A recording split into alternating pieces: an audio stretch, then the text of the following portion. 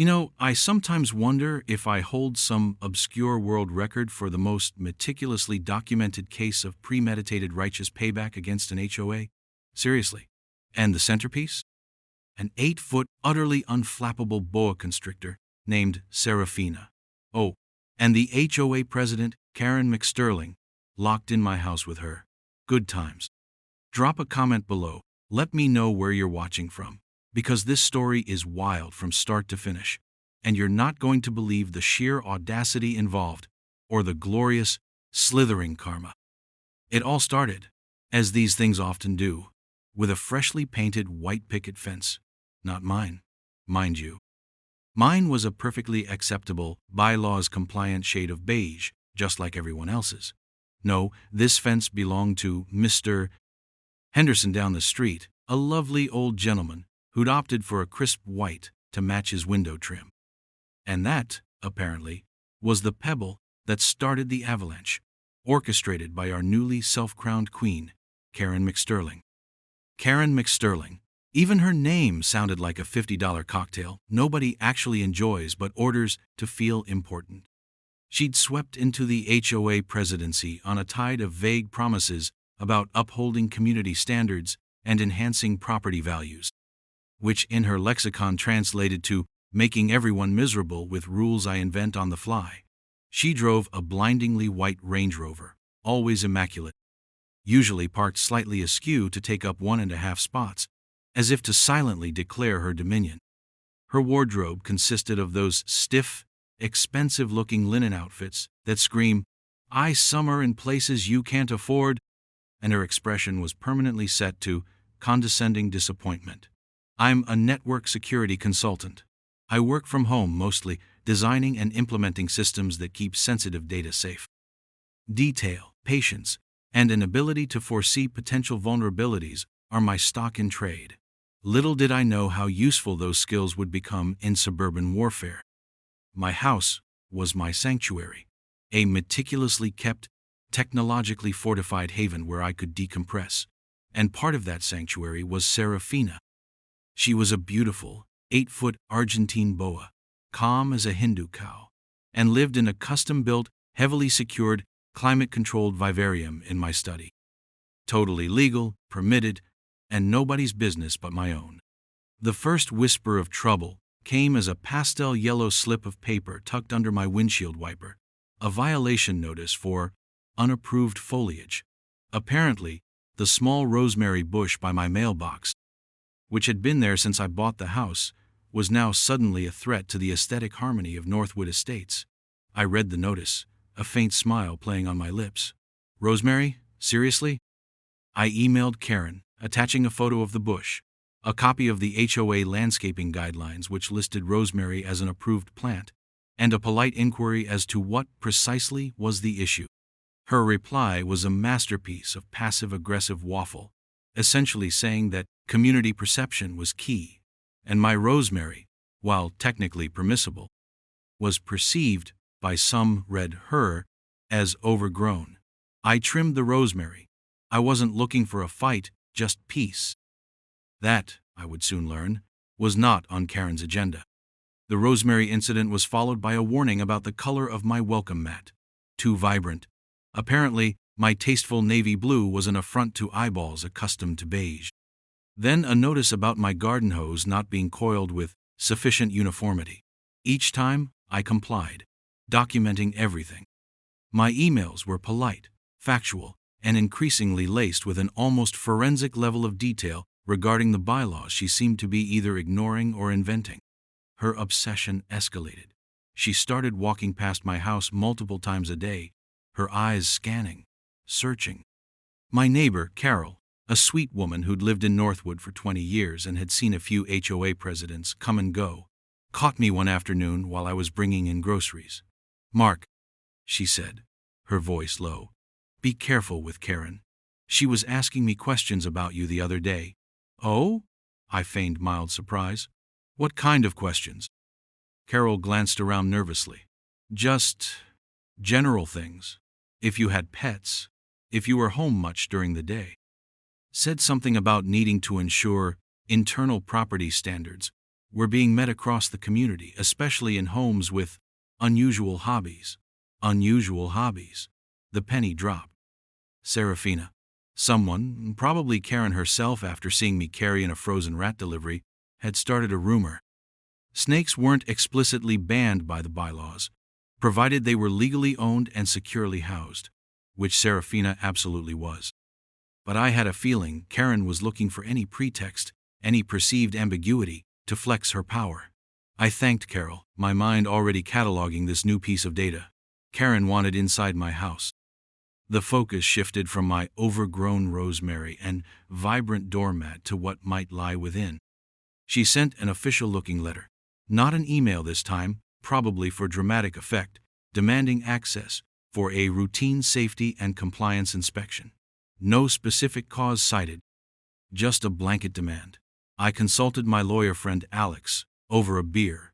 "She can't do that, Mark," he said, after reviewing the HOA covenants I'd brought. "Not without reasonable cause, proper notice specifying the cause, or a warrant, which an HOA absolutely cannot issue. She's fishing. Tell her politely to pound sand," citing the relevant sections of the bylaws and state property law. So I did. My response was a carefully worded refusal, quoting chapter and verse. I reiterated that my property was in full compliance, and that I respected the HOA's role when acting within its legal authority. But her request was an overreach. I might as well have waved a red flag at a bull. Karen's next move was to attempt an ambush. She appeared at my door one Saturday morning, clipboard in hand, accompanied by Gerald Grumbles, the HOA treasurer, a man whose personality perfectly matched his surname, and a new face. A beefy guy in a ill-fitting navy polo shirt, with a poorly embroidered Northwood security patch. "Let's call him Chuck." "Mr. Anderson," Karen trilled, her smile not reaching her eyes.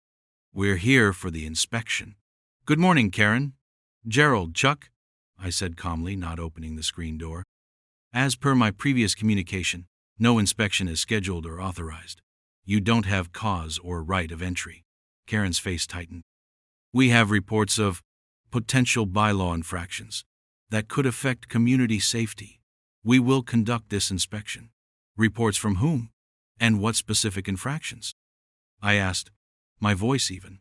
Chuck shifted his weight, trying to look intimidating. It wasn't working. He looked more like a bouncer at a particularly sad karaoke bar. Karen sputtered, "That's confidential. We don't need to disclose our sources. Now, are you going to cooperate, or do we need to escalate this?" "Escalate to what, Karen?" I asked, genuinely curious. "Call the actual police? They'll tell you the same thing I am. This is private property. You have no right to enter without my permission or a warrant, and you don't have one, do you?" Her face was a mask of fury. "You'll regret this, Mr. Anderson. This isn't over." She spun on her heel, her white linen power suit practically crackling with indignation. Gerald Grumbles mumbled something about flagrant disrespect and scurried after her, while Chuck just gave a sort of helpless shrug before lumbering away. This was no longer about rosemary or doormats. This was personal. She was trying to bully her way in, and I knew it was because of Saraphina. My house, my sanctuary, was under siege. And Karen McSterling had just made it very clear she wouldn't stop until she got what she wanted. My network security brain went into overdrive. If she was this brazen now, what would she try next? I needed to be prepared, and I already had the perfect, albeit unintentional, early warning system. My existing network of Wi-Fi cameras, originally installed for general security and to keep an eye on deliveries, they suddenly took on a much more critical role. I checked every angle, every blind spot, tweaked the motion sensor sensitivity.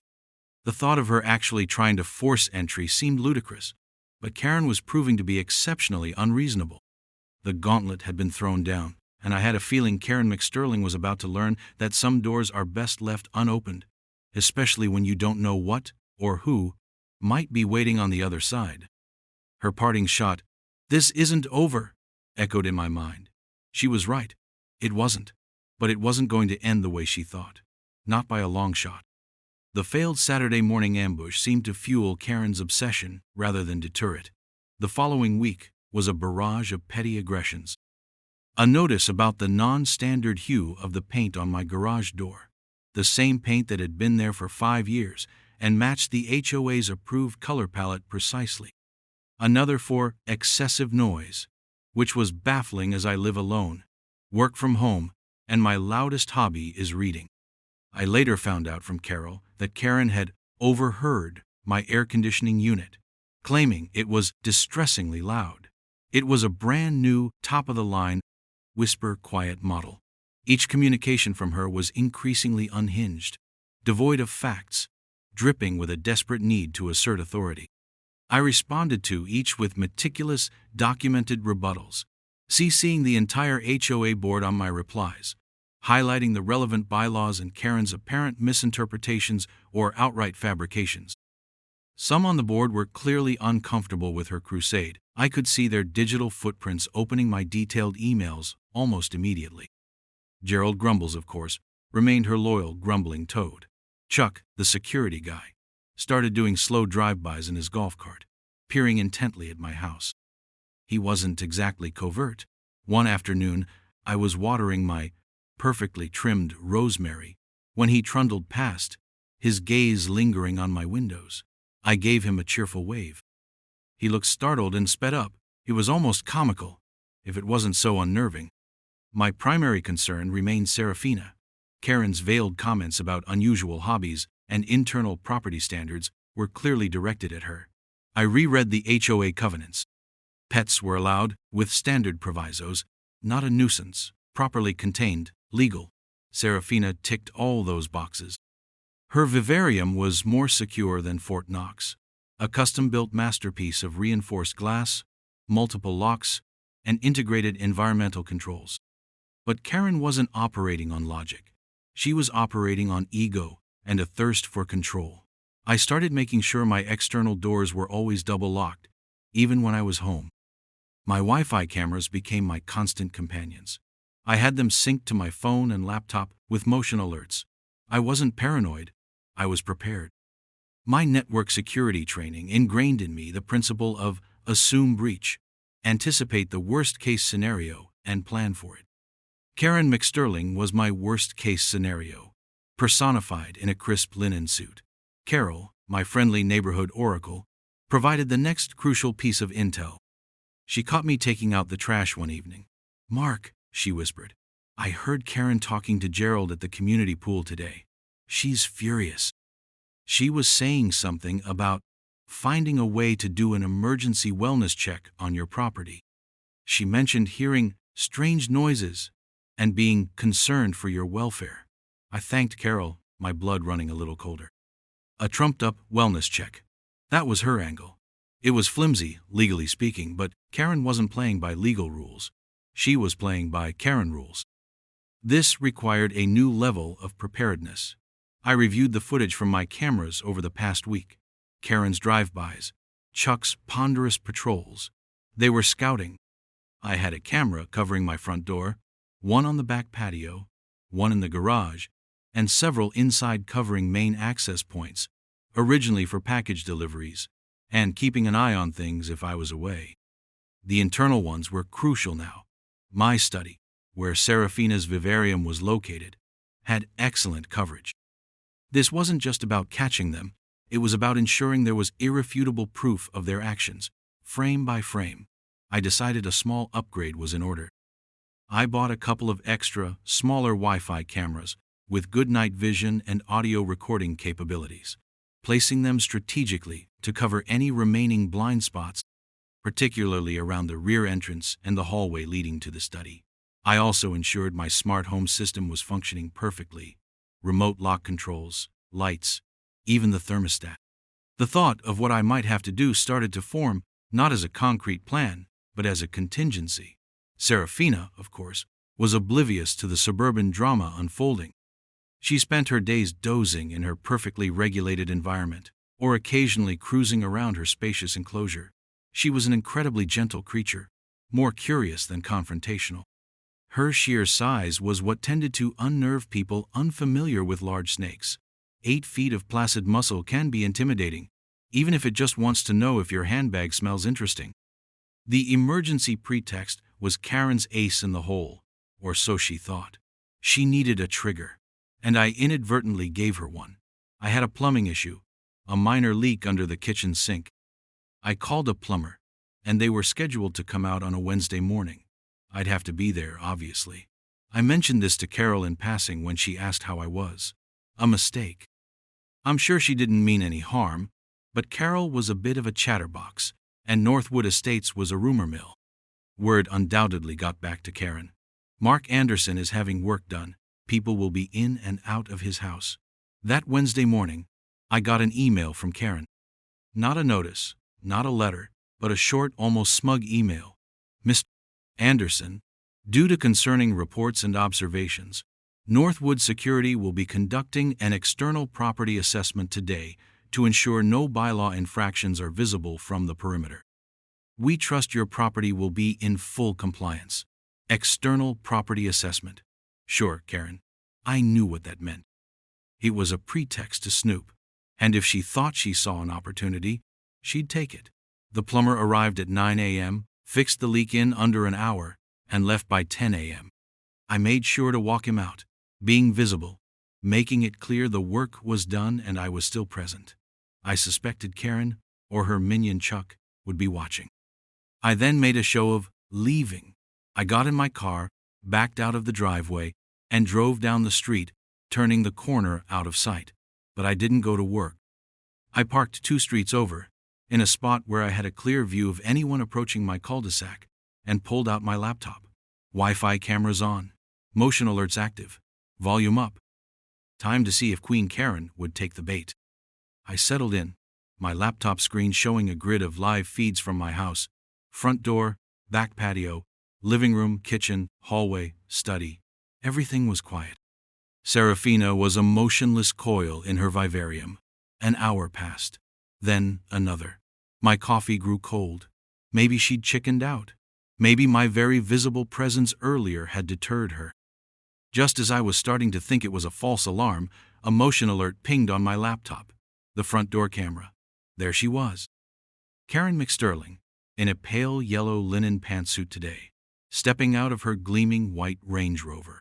Followed by Gerald Grumbles, looking perpetually uncomfortable, and Chuck, the security expert, trying to project an air of authority he palpably lacked. My heart rate quickened, a strange mix of anxiety and grim anticipation. They approached my front door. Karen gestured, and Chuck dutifully rang the doorbell. Once, twice. Then he tried the handle. Locked, of course. I watched Karen's lips move, her expression one of annoyance. She conferred with Gerald, then gestured impatiently towards the side of the house. They disappeared from the front camera's view, then reappeared on the side camera, heading for the back gate. My back gate had a simple latch. I always kept it padlocked, but for the past week, knowing this might be coming, I'd left the padlock off, relying on the camera and the locked back door. They unlatched the gate and slipped into my backyard. My backyard was fenced, private. They were now officially trespassing. They approached the back patio door. It was a sliding glass door, and I'd made a point of leaving one of those flimsy factory latches visibly undone, relying instead on the sturdy security bar I always had in place on the track, hidden from outside view, and the main deadbolt. Chuck jiggled the handle. It didn't budge. Karen gestured again, a sharp, impatient flick of her wrist. Chuck then peered through the glass, cupping his hands around his eyes. He pointed. I couldn't hear what he was saying, but he was clearly indicating something inside. What? Then I remembered. Earlier that morning, when the plumber was there, I'd propped open the interior door leading from the kitchen to the garage slightly with a doorstop, just for better airflow. From the right angle on the patio, looking through the kitchen, that slightly ajar garage door might look like an access point, or evidence of someone still home. Karen stepped forward, peering intently. She then produced something from her oversized handbag. A credit card? No, something thinner, more flexible. A shimmy tool? Was she actually going to try and pick a lock? Unbelievable. Chuck looked hesitant, glancing around. Gerald was practically vibrating with nervousness, wringing his hands. Karen snapped something at Chuck, and he reluctantly took the tool. He fumbled with the patio door lock for a moment, then shook his head. It was a decent lock. A simple shim wouldn't defeat it. Karen looked furious. She pointed emphatically at a window adjacent to the patio door, a smaller kitchen window I sometimes left, cracked open an inch for ventilation, secured with a child-proof latch from the inside that wasn't visible from outside. Had I forgotten to secure it properly this morning? My stomach tightened. I quickly scanned my internal camera feed for that window. No, the latch was engaged, but from the outside, it might look vulnerable. Chuck moved to the window. He pushed. Nothing. He pushed harder. Then Karen, ever the go-getter, stepped up, shouldered him aside, and gave the window a sharp, forceful shove with both hands. There was a sickening crack. Not glass breaking, but the sound of the plastic child-proof latch snapping under the force. The window slid open a few inches more. My jaw tightened. This was it, breaking and entering. Clear as day, all recorded. Karen, with a triumphant smirk, slid the window open further and looked at Chuck. He, bless his cotton socks, actually looked reluctant to climb in. Gerald was now pale green. Karen, however, was undeterred. She hitched up her linen pants and, with a distinct lack of grace, clambered through my kitchen window, landing with a thud on my tile floor. Followed, after a moment of pathetic hesitation, by Gerald, and then Chuck, who seemed to barely squeeze through. They were inside my house, illegally, uninvited. And I had it all on pristine high-definition video. My finger hovered over the mouse, ready.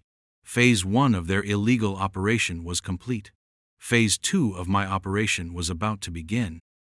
The three of them stood in my kitchen, looking around with a mixture of trepidation and illicit excitement. Karen naturally took the lead, her eyes darting around, cataloging everything. See? I heard her muffled voice through the camera's microphone, clearly directed at Gerald and Chuck.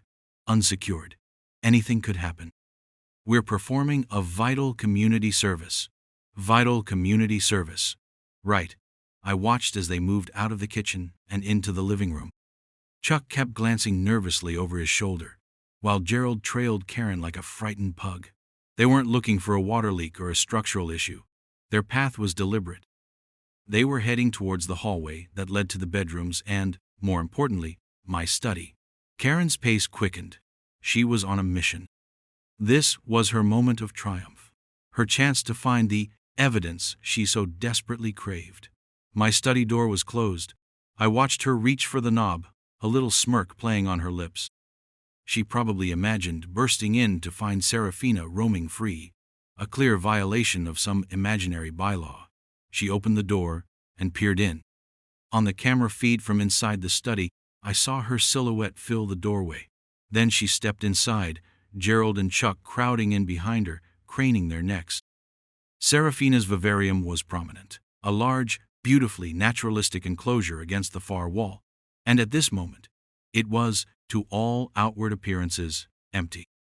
I had, of course, let Saraphina out for a bit of supervised enrichment time in the study an hour before I left, after which she'd naturally sought out one of her favorite warm, dark hiding spots, a large, hollowed-out cork bark tube strategically placed behind her main basking rock, not easily visible from the front of the vivarium unless you knew where to look. To a casual trespassing observer, it would look like the snake was missing. This was deliberate. Well, well, well, Karen said, her voice laced with vindictive glee. What have we here? An empty snake enclosure, just as I suspected. The creature's loose, Chuck muttered. Ma'am, maybe it's just hiding? Karen shot him a withering glare. Don't be ridiculous, Chuck. It's an 8-foot predator. It's probably lurking somewhere, a danger to the entire neighborhood. She swept her gaze around the room, dramatically. Gerald was now looking distinctly ill. They poked around my desk, peered under the sofa in the study. Nothing. It must be somewhere in the house, Karen declared, her voice rising. We need to find it before it causes an incident. They were so focused on their imaginary escaped boa that they failed to notice the very real, very calm boa still technically secured, just out of immediate sight within her enclosure's hidden areas. But the implication of an escaped snake was the key. They started to move back towards the study door, clearly intending to search the rest of the house. This was my cue. As they stepped out into the hallway, with Karen in the lead, I executed the next part of the plan. With a click of my mouse, I remotely triggered the electromagnetic lock on Saraphina's actual vivarium door. It was a secondary lock, a silent one, meant for quick access for me. The main physical locks were still engaged from the outside, but the internal access point from her hidden tube into the main enclosure area could be toggled. I'd modified it myself. The way it was designed, if the outer door was secured as it always was when I was away, unlocking this internal pathway would essentially give Saraphina access to roam within the large study itself, should she choose, while keeping her still technically within the broader secure environment I'd set up if the study door itself was closed, which it now was not, thanks to my intruders. My true goal wasn't to release her in an uncontrolled way, but to create a situation where their actions would lead to her appearing. Almost on cue, as if sensing the shift in her environment, or perhaps just deciding it was time to move, Saraphina began to uncoil from her cork bark tube. Slowly, gracefully, her beautifully patterned head emerged, tongue flicking, assessing the air.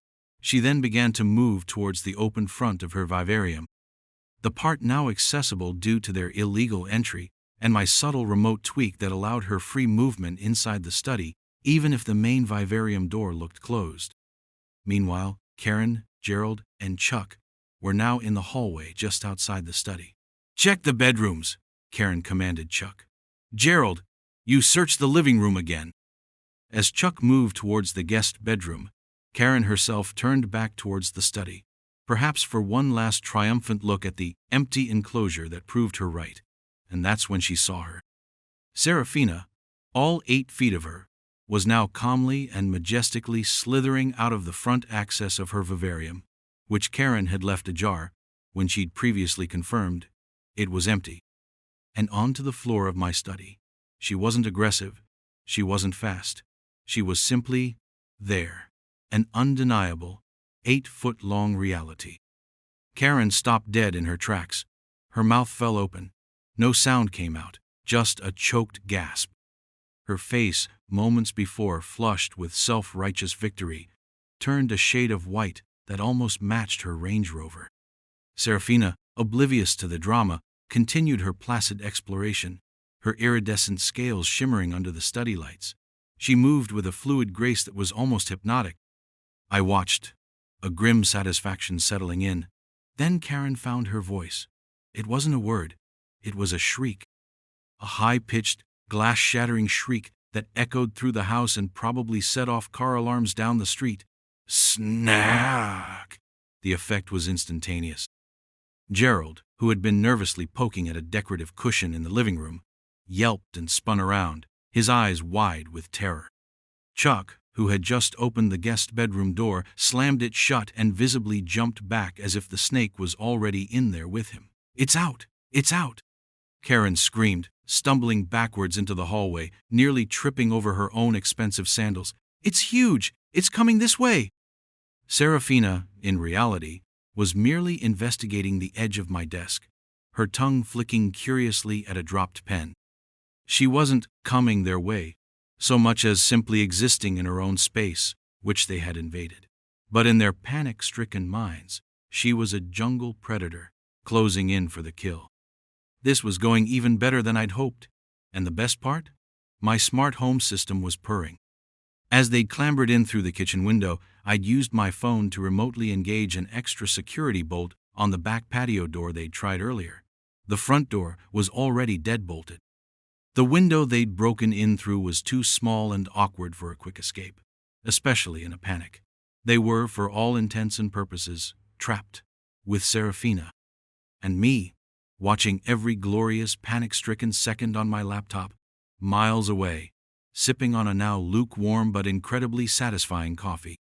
The scene unfolding on my laptop screen was pure, unadulterated pandemonium, orchestrated by an 8-foot boa with an impeccable sense of comedic timing. Karen McStirling, who moments before had been the picture of arrogant authority, was now a screeching, flailing mess in her designer linen. She'd scrambled back from the study doorway and was trying to climb onto the small console table in the hallway, a flimsy piece of furniture not designed to bear the weight of a panicking HOA president. "Do something, Chuck!" she shrieked, wobbling precariously. "Your security! Secure it!" Chuck, however, had problems of his own. He'd backed himself into a corner near the coat closet, his eyes darting between the study door, where Saraphina was now calmly exploring the bookshelf, and Karen's increasingly frantic antics. His security training had clearly not covered placating large, non-aggressive reptiles. He looked like he was about to be sick. His face was slick with sweat, and he kept muttering, "Oh man, oh man, oh man." Gerald Grumbles had gone one better. Upon hearing Karen's initial shriek and seeing the cause, he'd let out a small, wheezing sound and promptly collapsed onto my living room rug in a dead faint, or perhaps a tactical nap. Either way, he was out of commission, legs splayed, one hand still clutching a throw pillow as if for dear life. Saraphina, meanwhile, having apparently satisfied her curiosity about my bookshelf, was now slowly, gracefully, making her way across the study floor towards the open doorway into the hall. She wasn't moving with any particular urgency, just her usual exploratory glide, but to Karen and Chuck, every inch of her progress was a terrifying countdown. "It's coming out! It's coming out!" Karen yelped, kicking her legs as if trying to fend off an invisible attacker. The console table groaned ominously. "Chuck, the door! Close the study door!" Chuck, galvanized by a direct order, and the sight of Saraphina's head now emerging into the hallway, fumbled for the study doorknob. He managed to pull the door partially closed, but Saraphina was already partway through, and he clearly wasn't about to engage in a tug-of-war with an 8-foot snake. He slammed it as much as he dared, leaving a gap of about 6 inches, a gap now tantalizingly filled with a curious boa head, tongue flicking. The image of Saraphina's head in that gap, like a scaly, unblinking sentinel, seemed to break something in Chuck. He abandoned his post by the door and scrambled towards the front of the house. "We gotta get out of here!" he yelled, yanking at my front door, which, of course, was deadbolted. He rattled it futilely. "It's locked! It's locked solid!" Karen, still perched on the console table, shrieked again. "The back door! Try the back door!" Chuck spun and ran towards the kitchen, disappearing from my hallway camera's view. I switched to the kitchen feed. He skidded to a halt in front of the patio door, grabbing the handle. He pulled. He pushed. Nothing. The extra security bolt I'd remotely engaged was holding firm. His face contorted in frustration and panic. "This one's jammed too," he bellowed. "We're trapped," that beautiful word. Trapped. This, I decided, was the perfect moment for my grand entrance, Sotia speaking. I unmuted the microphone on my laptop that connected to my smart home speaker system. My voice, calm and slightly amplified, echoed through the house. "Good afternoon, Karen, Chuck. Gerald, are you awake yet? Enjoying your unauthorized tour of my home?" Silence. Then, a gasp from Karen. Chuck froze in the kitchen, staring wildly around. "You seem to have met Saraphina," I continued, my voice betraying none of the immense satisfaction I was feeling. "She's usually quite shy with uninvited guests, especially those who break in." Karen finally found her voice, a trembling, indignant squeak. "Anderson, is that you? You set us up. This is an outrage. This animal is dangerous. You locked us in here with it."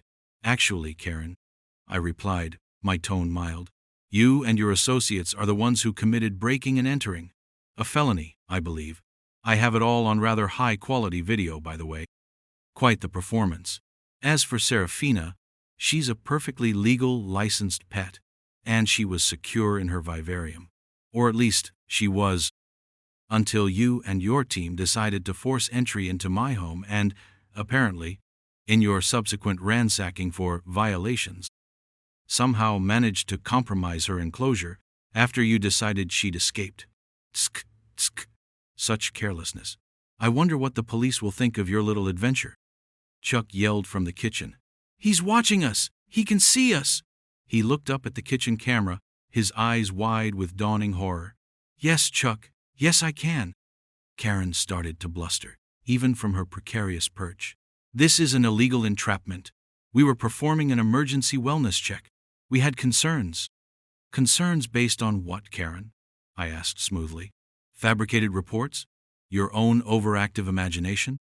And emergency wellness checks don't typically involve snapping window latches and illegally entering a private residence. That's called a crime. Saraphina, by the way, is simply exploring.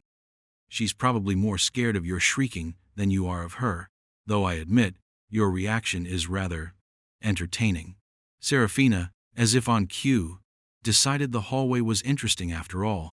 She flowed out from the study, her body rippling, and began to investigate the baseboards. She wasn't moving towards anyone in particular, just meandering. But her presence in the narrow hallway, between Karen on the console table and the fainted Gerald, effectively cut off any retreat towards the back of the house for Karen. Get it away! Karen shrieked, her voice cracking. Call it off! It's going to attack! She doesn't respond to calling off, Karen, I said patiently.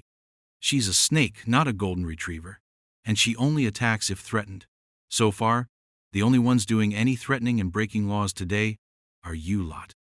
Now, I think it's about time we involve some professionals who actually are authorized to deal with situations like this. I paused for dramatic effect. I'm calling 911 now to report a break-in at my address.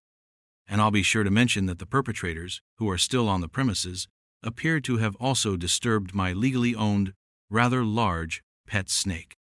I'm sure Animal Control will be fascinated to meet you all too, and to assess how Saraphina was released from her secure enclosure.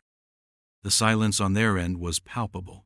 Even Karen's shrieking subsided into a choked whimper. The reality of their situation, the multiple high-definition recordings, the impending arrival of actual law enforcement, and the 8-foot boa currently inspecting a loose thread on the hallway runner, seemed to finally sink in. Gerald chose this moment to groan and stir on the living room floor. He blinked, looked around, saw Saraphina not 10 feet away, and promptly fainted again. Some people just can't handle the pressure. Chuck, in the kitchen, had slumped against the counter, head in his hands, the fight completely gone out of him. Karen, however, still had a bit of bluster left. You'll pay for this, Anderson, she hissed, her voice hoarse. This is harassment, endangerment. Oh, I don't think so, Karen, I replied cheerfully. I believe the term you're looking for is consequences. Now, if you'll excuse me, I have a call to make. Try not to make any sudden movements. Saraphina startles easily when she's with trespassers. I disconnected the audio feed, a wide, satisfied smile spreading across my face. I picked up my cell phone and dialed 911. Yes, hello. I began. I'd like to report a breaking and entering in progress at 124 Willow Creek Lane. The perpetrators are still inside. I'm observing them remotely via my security cameras. Oh. And one more thing you should probably let Animal Control know. The trespassers seem to have agitated my legally owned 8-foot boa constrictor, and it appears they may have inadvertently let her out of her secure enclosure while committing their felony. Yes, an 8-foot boa. They seem quite distressed. I can guide officers to their exact location within the house upon arrival. The dispatcher was, understandably, a little taken aback, but professional. The wheels of justice and animal management were now officially in motion, all thanks to Karen McStirling's insatiable ego and Saraphina's impeccable timing. The arrival of the police was, if possible, even more satisfying to watch on my camera feeds than the initial break-in. 2 squad cars pulled up, lights flashing. 4 officers approached my front door cautiously, their expressions a mixture of serious and slightly bewildered, no doubt thanks to the dispatcher's colorful report. I'd already given the dispatcher the code to my smart lock, so they were able to let themselves in without further property damage. This is the police. Anyone inside, announce yourselves. one officer called out, his voice booming. From the kitchen, a defeated-sounding, "In here," came from Chuck. Two officers proceeded towards the kitchen, while the other two advanced down the hallway. They found Gerald Grumbles still mostly unconscious on the living room floor, giving him a wide berth after a cursory check to ensure he was breathing. Then they saw Karen, still teetering on the console table, and Saraphina, who had by now made herself comfortable in a loose coil near the base of the table, her head resting on one of her own loops, looking for all the world like a particularly exotic draft excluder. One officer, a woman with a calm demeanor, approached Karen. "Ma'am, can you tell us what's going on here?"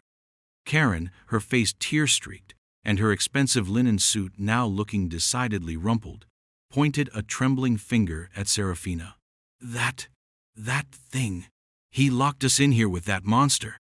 Anderson, he set us up." The officer glanced at Saraphina, who flicked her tongue languidly, then back at Karen, unimpressed. "Ma'am, we received a report of a break-in. Are you a resident here?" Just then, Animal Control arrived, a stern-looking woman named Officer Miller, equipped with a snake hook and a secure carrier. I'd been on a brief call with her, patched through by dispatch, explaining the situation and Saraphina's docile nature. She took one look at Saraphina, then at the open vivarium in the study, visible from the hallway. "Argentine boa," Officer Miller stated calmly. "Looks healthy, not aggressive." She then addressed the police officers.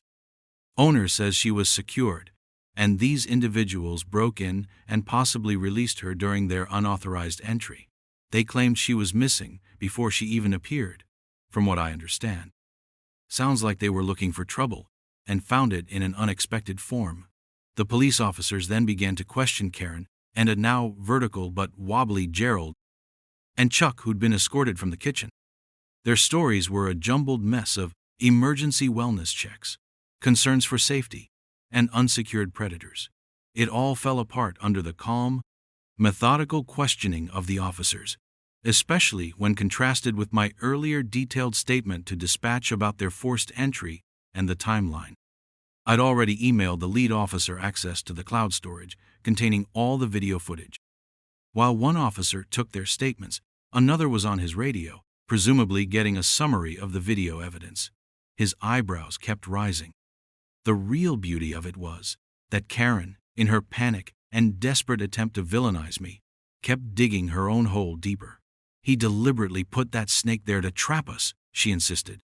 Officer Miller, who was now gently coaxing a very cooperative Saraphina into the carrier with the hook, paused. "Ma'am, this snake is clearly well cared for and in its normal habitat, which you appear to have illegally entered. How exactly did you expect Mr. Anderson to react to a home invasion?" "Offer you tea?" Saraphina was soon safely in the carrier. Officer Miller inspected the vivarium. "Enclosure is top-notch," she commented to one of the police officers. "Multiple locks, heavy-duty construction. If this snake got out, it wasn't an accident on the owner's part. Not from this setup unless the door was forced or left open by someone else." She gave Karen a pointed look. The evidence was irrefutable. The snapped window latch, the footage of them climbing in, their panicked confession on camera about being trapped, and Karen's own incriminating statements about searching for the snake before it was even visible. The emergency wellness check defense crumbled under the weight of their own actions. The police formally arrested Karen McStirling, Gerald Grumbles, and Chuck on charges of breaking and entering and conspiracy to trespass. Watching Karen, the HOA queen, being led out of my house in handcuffs, her white Range Rover now a backdrop to her perp walk, was a moment of pure, unadulterated vindication. Gerald looked like he might faint again, and Chuck just looked relieved it was over. The aftermath was swift and satisfying. The news of the HOA president and 2 associates being arrested after breaking into a resident's home and getting trapped with his pet boa constrictor spread through Northwood Estates like wildfire. My phone started ringing off the hook with calls from curious, and mostly supportive, neighbors. Carol was aghast and apologetic for inadvertently giving Karen information, but also secretly thrilled. "She had it coming, Mark," she said. "Everyone was getting sick of her. The HOA board convened an emergency meeting. Karen was, needless to say, immediately stripped of her presidency and board membership. Gerald also resigned in disgrace. The remaining board members, deeply embarrassed and facing a potential lawsuit from me, which my lawyer Alex was already gleefully drafting, focusing on damages for the broken window, emotional distress, and punitive damages for the sheer audacity, issued a public apology to me and the community. They also quickly reviewed and rescinded all the ridiculous violation notices Karen had issued in her reign of terror. My rosemary bush was safe. My navy blue doormat was vindicated. My air conditioner could hum to its heart's content. The best part? The police department, after reviewing my extensive video evidence and Officer Miller's report, found no fault on my part. Saraphina was deemed legally owned, properly secured, and in no way a danger. In fact, Officer Miller had a quiet word with me when she returned Saraphina later that day, after Saraphina enjoyed a brief, climate-controlled stay at the Animal Control Office, mostly as a procedural matter. "She's a beautiful animal, Mr. Anderson," Miller said, as Saraphina contentedly slithered back into her vivarium. "And frankly, she showed remarkable restraint. If I were her, I might have been a little more expressive with those three." I just smiled. The HOA, under new, far more reasonable leadership, Carol actually stepped up to run for president, and won, overhauled its procedures. Transparency became the new buzzword. No more vague community perception violations. Everything had to be by the book, with clear evidence and proper, respectful communication. My little suburban drama had, in a way, brought about positive change. My house was my sanctuary again. Saraphina was back to her placid routine, occasionally flicking her tongue at the repaired kitchen window, as if remembering her brief moment in the spotlight. I even upgraded her vivarium with a small plaque, "Saraphina, Northwood Estates Employee of the Month, for services rendered in pest control." Sometimes, justice doesn't just knock. It slithers in silently and waits for the perfect moment to make its presence known. And in my case, it came in the form of an 8-foot boa constrictor who, without lifting a single scale in anger, brought a reign of petty tyranny to a screeching, satisfying halt. And that, my friends, is the story of how my snake and I took down an HOA Karen. So, if your HOA is giving you grief, remember, sometimes the most effective response isn't a strongly worded letter, but an unblinking 8-foot-long argument they simply can't ignore. Don't forget to like, subscribe, and drop a comment if you've ever had your own HOA nightmare. Maybe Saraphina and I can offer some inspiration.